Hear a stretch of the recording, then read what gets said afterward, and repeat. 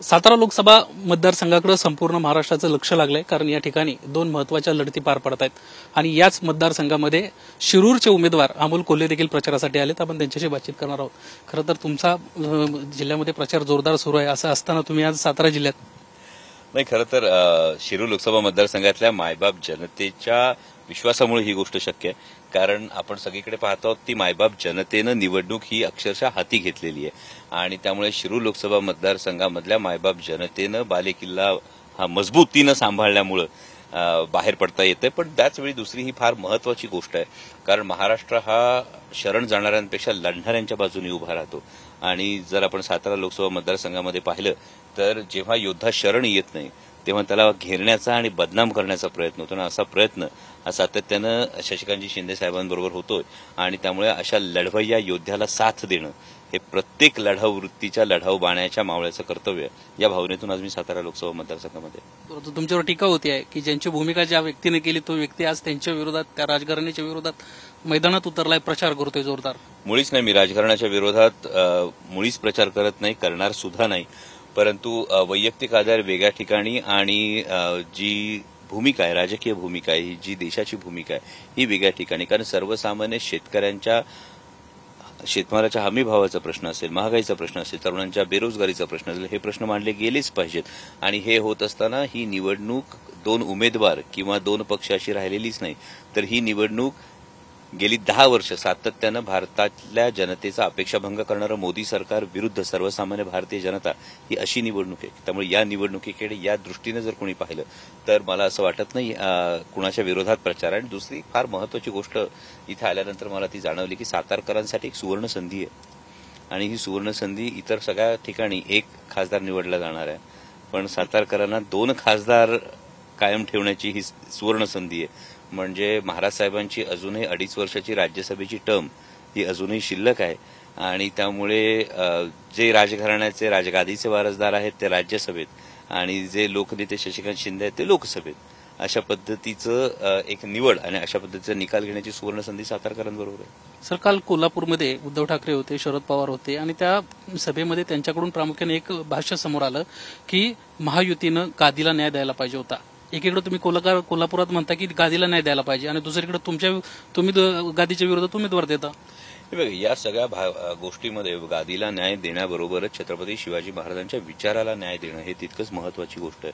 ज्या छत्रपती शिवाजी महाराजांनी शेतकऱ्यांच्या भाजीच्या देठालाही धक्का लागू देऊ नका ही शिकवण दिली, त्या छत्रपती शिवाजी महाराजांच्या आपल्या हिंदुस्थानामध्ये जर सर्वसामान्य शेतकऱ्याला वर्षभर दिल्लीच्या सीमांवर आंदोलन करायला लागलं, हा का विचारांना न्याय देणं झालं होतं भारतीय जनता पक्षाकडून?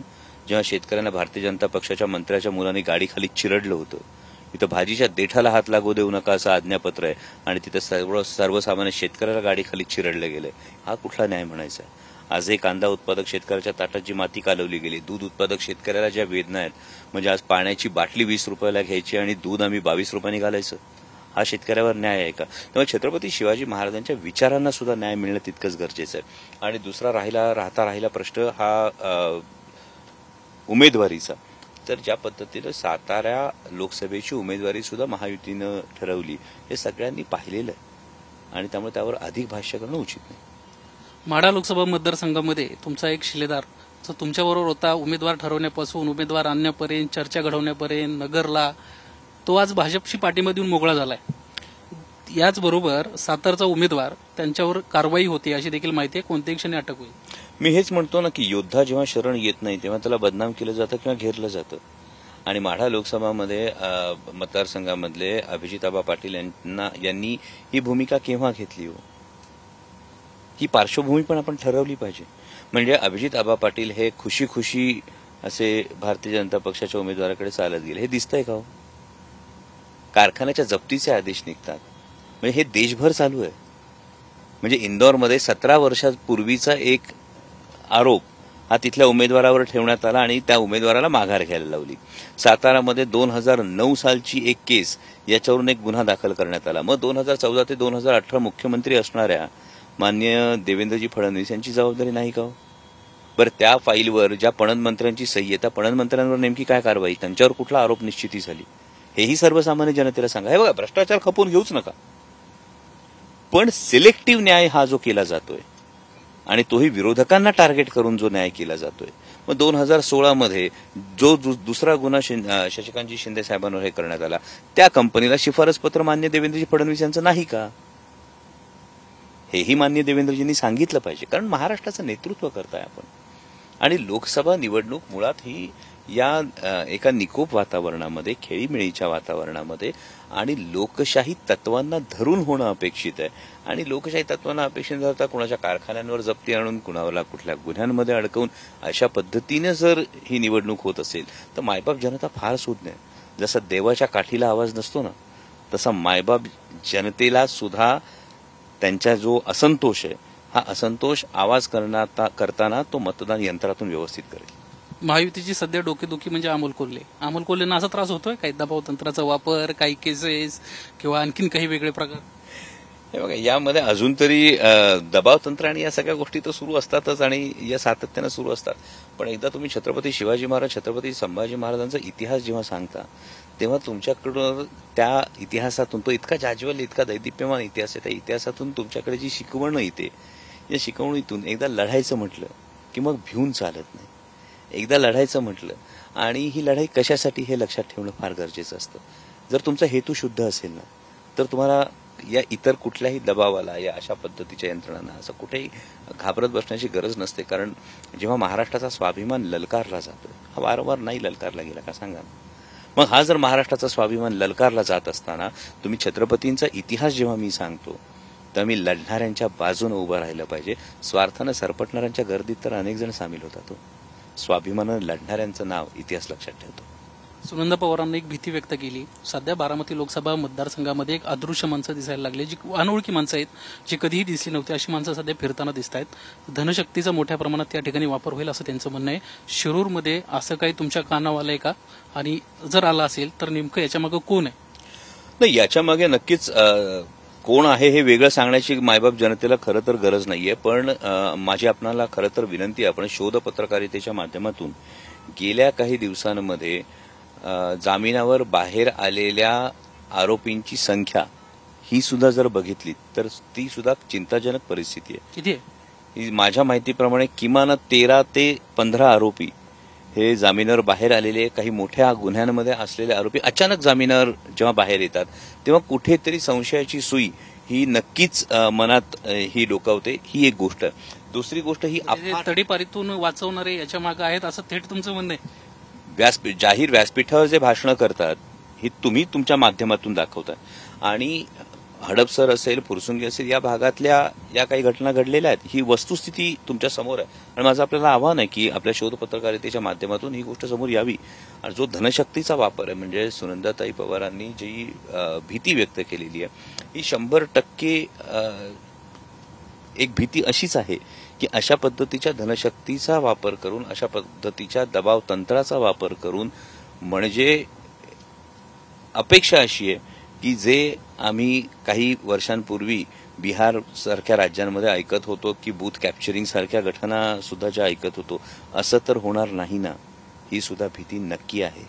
आणि हे जेव्हा होतं तेव्हा स्वर्गीय यशवंतराव चव्हाण साहेबांच्या सुसंस्कृत राजकारणाचा वारसा असणाऱ्या महाराष्ट्राचं राजकारण हे तितकंच सुसंस्कृत ठेवणं हे खरं तर प्रत्येकाची नैतिक जबाबदारी आहे. आणि अशा पद्धतीचं धनशक्ती, दबावतंत्र हे जरी कितीही वापरलं तरी मला विश्वास आहे की महाराष्ट्रातली जनता ही स्वाभिमानी जनता आहे. तर महाराष्ट्रातली जनता ही स्वाभिमान हा कधीच सोडणार नाही. आणि हे या लोकसभा निवडणुकीमध्ये या पद्धतीनं दबावतंत्राचा वापर करणाऱ्या प्रत्येकाला दिसेल. सर, तुम्ही आता यशवंतराव चव्हाणांचं नाव घेतलं. उदयनराजेंना तुमच्या पक्षालाच थेट सवाल केला की जे मानस पिता ज्यांचे आहेत, ती व्यक्ती स्वतः पद्मविभूषण घेऊन मोकळी झाली, पण ती बापासाठी काहीच करू शकली नाही. भारतरत्न तुम्ही का नाही दिला आजपर्यंत? थेट सवाल उपस्थित केला त्यांना. म्हणजे यामध्ये त्यांनी खरं तर दुसरा एक महत्वाचा उल्लेख मला काही पत्रकारांनी सांगितला. माननीय पंतप्रधान महोदय जेव्हा उमेदवारांच्या प्रचारासाठी आले होते, त्या सभेत मात्र ही मागणी थेट पंतप्रधानांकडे झाल्याचं माझ्या ऐकिवात नाही. आणि त्याचबरोबर त्या सभेमध्ये माननीय पंतप्रधान साहेबांनी हिमालयाच्या मदतीला सह्याद्री धावला असं ज्यांचं वर्णन ज्या स्वर्गीय यशवंतराव चव्हाण साहेबांचं केलं, त्या स्वर्गीय यशवंतराव चव्हाण साहेबांचा उल्लेख सुद्धा केला नाही. हे खरोखर थोडंसं खटकणारी ही गोष्ट. अजित पवारांना काय सल्ला दिल्या निमित्त? एवढे मोठे नेते आहेत, एवढ्या मोठ्या नेत्याला माझ्यासारखी कुठलीच राजकीय पार्श्वभूमी नसलेल्या सर्वसामान्य कुटुंबातल्या व्यक्तीने काय सल्ला द्यावा? माझे काही काका राजकारणात फार मोठ्या पदावर नाहीत की मी पटकन कुणाला तरी सल्ला देईन. शरद पवारांचा ज्यावेळेस फोटो वापरायचा बंद झाला तेव्हापासून यशवंतराव चव्हाणांचा फोटो आहे त्यांच्या फ्लेक्सवर. बघा, फोटो का वापरावा लागतो हे प्रत्येकानं आपापलं समीकरण बघावं. आणि ज्या स्वर्गीय यशवंतराव चव्हाण साहेबांच्या सुसंस्कृत राजकारणाचा वारसा हा इतकी वर्ष आपण सांगतो, तर फोटो कुणीही वापरू शकतो, पण तो फोटो वापरला तर ते सुसंस्कृत राजकारण सुद्धा ते अंगीकारलं जाईल अशी अपेक्षा प्रत्येक मतदाराची आहे. सांगली लोकसभा मतदारसंघामध्ये योगी आदित्यनाथ आले होते आणि त्यांना जातीनिहाय जनगणनेवरून खूप महत्वाचं स्टेटमेंट केलं. त्यांचं असं म्हणणं होतं की जातीनिहाय जनगणना म्हणजे समाजाला जाती जातीमध्ये वाटणं, आणि हा काँग्रेसचा डाव आहे. खरं तर महाराष्ट्रामध्ये मागच्या काही दिवसांमध्ये जातनिहाय जनगणनेवरून ज्या पद्धतीचं रणकंत निर्माण झालं होतं, तुम्ही या सगळ्या गोष्टींकडे कसं बघता आणि काय नेमकं याच्या मागची भावना असावी भाजप? नाही, मुळात जातनिहाय जनगणना ही काळाची गरज आहे. आणि जे वर्षानुवर्ष धर्माचं राजकारण करतात, मग जातींमध्ये समाजाला वाटणं हा जर गुन्हा असेल तर धर्मामध्ये देशाला वाटणं हे पुण्य आहे का हो? या प्रश्नाचं उत्तर त्यांनी द्यायला हवं.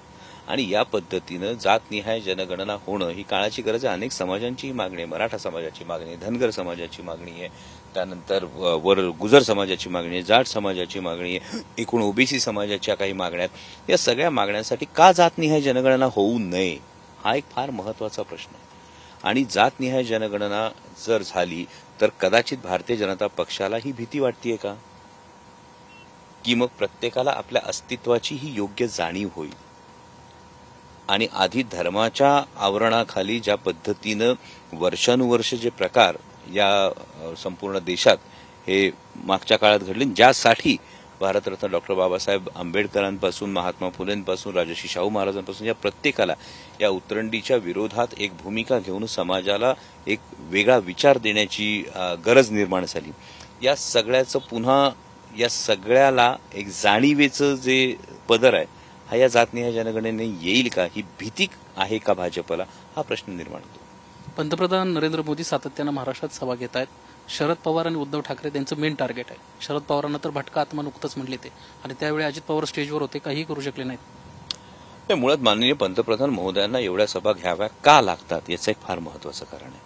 म्हणजे 2-2 पक्ष फोडून झालेत, एवढ्या कारवाया करून झाल्यात, एवढे मोठमोठे नेते हे भारतीय जनता पक्षाच्या सोबत, काही भारतीय जनता पक्षात किंवा काही भारतीय जनता पक्षाच्या सोबत आले. आणि असं असताना माननीय पंतप्रधानांना एवढ्या सभा का घ्याव्या लागतात?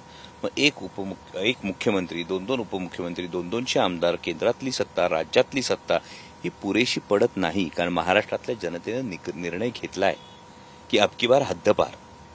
हे व्यवस्थित याची जाणीव झाल्यामुळे माननीय पंतप्रधान महोदयांना इतक्या वेळा, इतक्या सभा या महाराष्ट्रात घ्याव्या लागतात. आणि याचा अंदाज हा आधीच आला होता. कारण जेव्हा कर्नाटकच्या निवडणुका एका टप्प्यात होऊन जातात, बंगालच्या निवडणुकीत काही कमी टप्प्यामध्ये होऊन जातात, अगदी 80 जागा असताना उत्तर प्रदेशच्या निवडणुका किती टप्प्यात होतात, आणि 48 जागा असताना महाराष्ट्राच्या निवडणुका 5 टप्प्यात का हो? कारण महाराष्ट्रातल्या जनतेने ठरवलंय आणि महाराष्ट्र या निवडणुकीमध्ये अत्यंत महत्वाची भूमिका बजावणार आहे. कारण संपूर्ण देशात हे चित्र दिसतंय की भारतीय जनता पक्षाच्या विरोधात प्रचंड नाराजी, 10 वर्षांच्या त्यांच्या अपेक्षाभंगाच्या सत्ताकारणामुळे प्रचंड नाराजी तयार झालेली आहे. आणि त्यातही महाराष्ट्राला या पद्धतीचं फोडाफोडीचं राजकारण, या पद्धतीनं स्वार्थासाठी मारणाऱ्या कोलांटुड्या या कधीच आवडत नाही. आपण महाराष्ट्रातलं, मला इतिहासातलं एक नाव दाखवा की ज्यानं गद्दारी केली आणि तरीही त्या नावाचा जय जयकार होतो. एक नाव सांगा ना मला. असं जर एकही नाव महाराष्ट्राच्या इतिहासात नाही तर ज्यांनी या पद्धतीनं स्वार्थासाठी या कोलांटुड्या मारल्या त्यांना महाराष्ट्र कसा स्वीकारेल? आणि त्यामुळे माननीय पंतप्रधानांच्या मनात ही भीती निर्माण झाली आहे की ज्या स्वर्गीय यशवंतराव चव्हाणांनी हिमालयाच्या मदतीला सह्याद्री धावला आणि दिल्लीचेही तख्त राखतो महाराष्ट्र माझा, त्या महाराष्ट्राने आता ठरवले की दिल्लीचे तख्त पलटून दाखवतो महाराष्ट्र माझा. धैर्यशील मोहिते तुमचे मित्र आहेत. धैर्यशील मोहितेंना आता मानसिक तयारी केली की कोणत्याही क्षणी आपण जेलमध्ये जाणार आहोत. तर दुसरीकडे देवेंद्र फडणवीसांना असं म्हटलंय की ज्यांना ज्यांना माझ्याशी गद्दारी केली त्यांचा विनाश झाल्याशिवाय राहिला नाही. मान्य देवेंद्रजी हे फार मोठे नेते आहेत, पुन्हा उपमुख्यमंत्री आहेत, माजी मुख्यमंत्री आहेत. त्यांनी काय विधान केलं याच्यावर मी काय भविष्यवेत्ता नाही बाबा. तुम्ही त्या मोहिमेमध्ये आघाडीवर होतात. धैर्यशील मोहिते पाटलांना भेटणं, निलेश लंकेंना भेटणं, या सगळ्या मंडळींना एक करणं. हेच म्हणतो की या पद्धतीनं जर विरोधी पक्षातले निवडणूक लढवणारे प्रत्येक उमेदवार हा जर अशा पद्धतीने एक तर कारवाईच्या बडग्याखाली किंवा जेलमध्ये जायला लागला तर याला लोकशाही म्हणायचं का? मग आपण जगातली सर्वात मोठी लोकशाही म्हणवणारा आपला भारत देश आणि जे रशियामध्ये राजकारण घडतं तिथे विरोधक तुरुंगात डांबले जातात किंवा विरोधकांवर लगेच कारवाई होते, मग लोकशाही कशाला म्हणायचं? हे मायबाप जनता बघते. त्यामुळे या निवडणुकीत जनतेने फार जागरूक राहून या संविधानासाठी मतदान करणं हे फार गरजेचं आहे. कारण हे लोकशाही टिकली तर आपण टिकणार आहोत. म्हणजे कॉन्क्रीटचे रस्ते होतील हो, त्या कॉन्क्रीटच्या रस्त्यावरून अभिमानानं ताठमानेनं चालणारा माणूस जगला पाहिजे. संविधानाचा तुम्ही उल्लेख केला. उदयनराजेंचं असं म्हणणं होतं की खऱ्या अर्थानं संविधान घोटलं कुणी तर काँग्रेसनं घोटलं. जय जवान जय किसान असेल किंवा वेगवेगळे नारे असेल, केवळ नारे दिले, विकास काही यांनी केलेला नाही आणि त्यामुळे आता यांच्याकडे मांडायला मुद्दे काहीच नाहीत.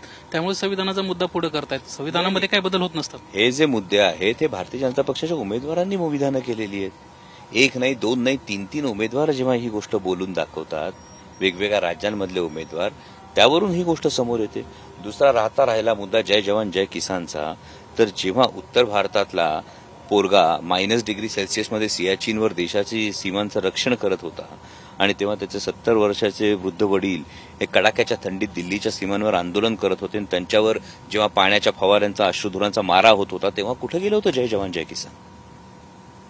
जेव्हा अग्निवीर सारखी योजना येऊन युवकांच्या भवितव्यामध्ये एका वेगळ्या अंधारात त्यांना लोटलं जातं, ज्यांना सैन्य भरती व्हायचंय अशा अनेक युवकांना एका वेगळ्या अशाश्वत अशा गोष्टीकडे ढकललं जातं.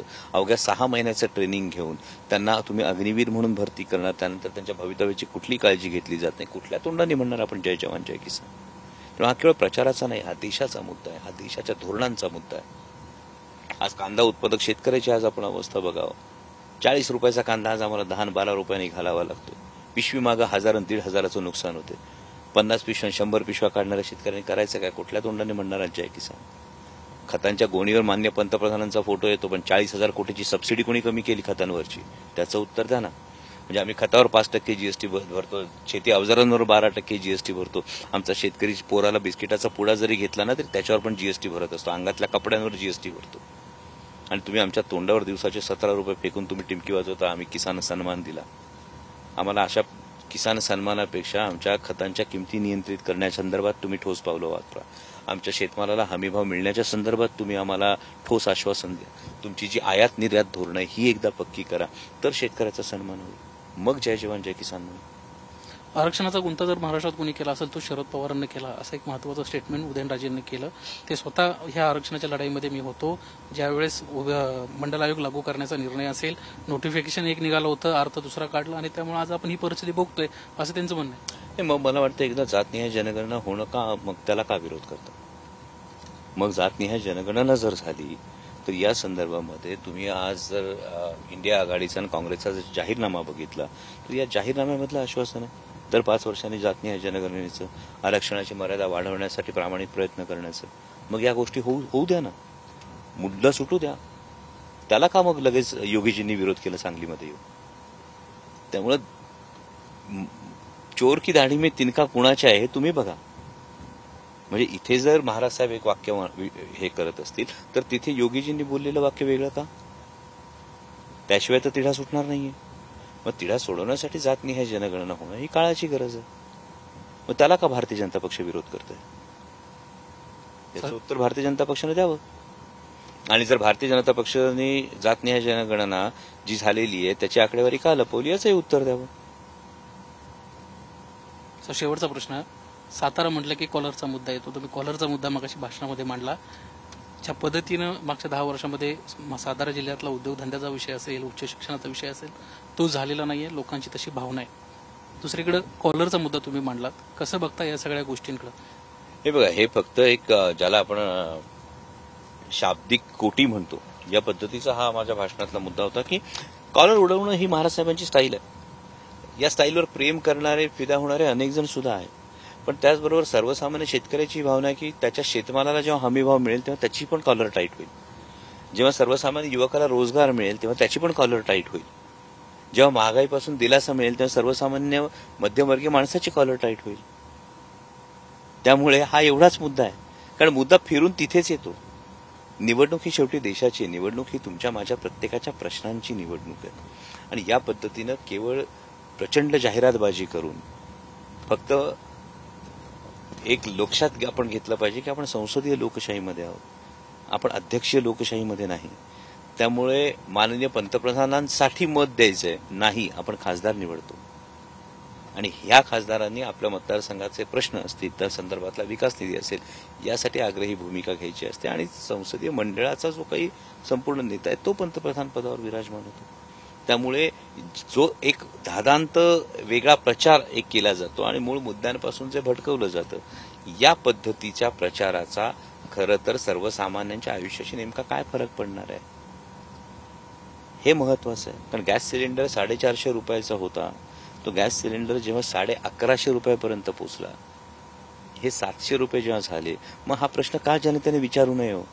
400 रुपयाचा सिलेंडर जेव्हा 450 रुपये झाला, तेव्हा भारतीय जनता पक्षाच्या नंतरच्या 10 वर्षाच्या काळामध्ये महत्वाची मंत्रिपदं भूषवणाऱ्या एक मंत्री दिल्लीमध्ये सिलेंडर घेऊन आंदोलनाला बसत होत्या आणि त्यानंतर जेव्हा 1150 सिलेंडर झाला, तेव्हा महंगाई नाही खर्चे बढ़ रहे हे सांगणारे भारतीय जनता पक्षाचेच नेते होते. मग हा विरोधाभास का होतो? 2 कोटी रोजगार जे माननीय पंतप्रधानांनी आश्वासन दिलं होतं, त्यातले नेमके किती रोजगार आले? महाराष्ट्राच्या नशिबातले Vedanta Foxconn, Tata Airbus, bulk truck park हे प्रोजेक्ट्स कुठल्या राज्यांमध्ये गेले होते? मग महाराष्ट्रातल्या युवकांच्या हातातोंडलाशी आलेला रोजगाराचा घास हा का हिरावला गेला?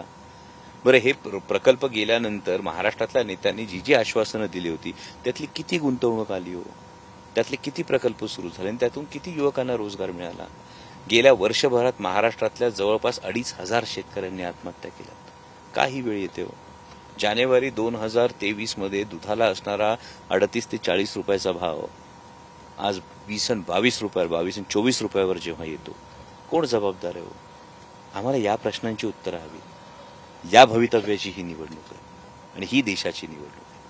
त्यामुळे अमुक फक्त मान्य पंतप्रधानांना मत देऊन हे प्रश्न नाही सुटलेत 10 वर्षात, हे निर्माण झालेत आणि त्यामुळे त्यांच्या प्रचाराचे जे काही मुद्दे आहेत, कुठेही देशाचा मुद्दा न येतात कुठेतरी वैयक्तिक टीकेचा मुद्दा, जसं तुम्ही मगाशी म्हणालात की आदरणीय पवार साहेबांवर टीका होणं, उद्धव साहेब ठाकरेंवर टीका होणं, मला वाटतं देशाची धोरणं फार महत्वाची आहे.